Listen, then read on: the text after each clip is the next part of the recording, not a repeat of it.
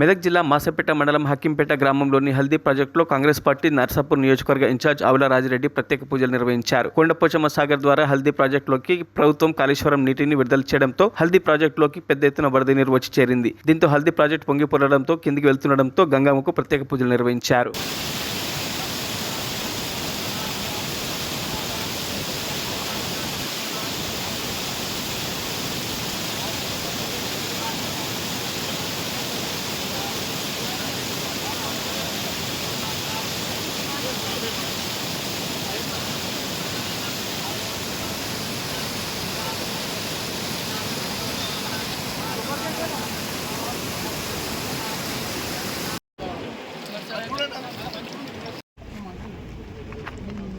Right అండి start.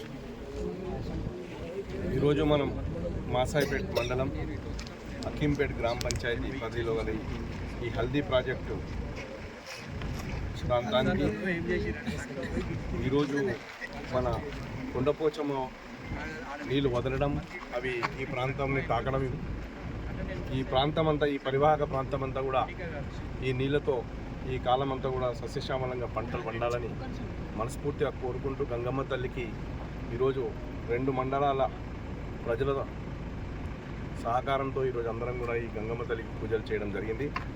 యథావిధిగానే మేము ఫిబ్రవరి మాసం మొదట్లోనే అధికారులతో మాట్లాడి మరి రైతుల కోరిక మేరకు మాకు ఫిబ్రవరి 15, 20 తారీఖు మధ్యలో నీళ్లు వదలాలి, అదే సరైన సమయం అని అన్నప్పుడు మేము ఈఎన్సీ గారితో, మరి ఎస్సీ గారితో, మరి కొండపోచమ్మ ఇరిగేషన్ అధికారులతో ఎప్పుడో ఫిబ్రవరి మొదటి వారంలోనే మాట్లాడడం జరిగింది.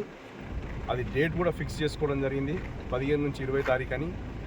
ఆఖరి పద్ధతిలోనే ఈరోజు నీళ్లు వదలడం, రైతుల ఆలోచన తగ్గట్టు ఈ ప్రభుత్వం పనిచేస్తుంది. వాళ్ళకి ఎప్పుడు అవసరమో ఆ అవసరాన్ని తీరే విధంగా నీళ్లు వదలడం జరిగింది. ఇప్పుడు ఈ ప్రాంత ప్రజలంతా మరి ప్రభుత్వం మరిన్ని అప్డేట్స్ కోసం మా ఛానల్ని సబ్స్క్రైబ్ చేయండి.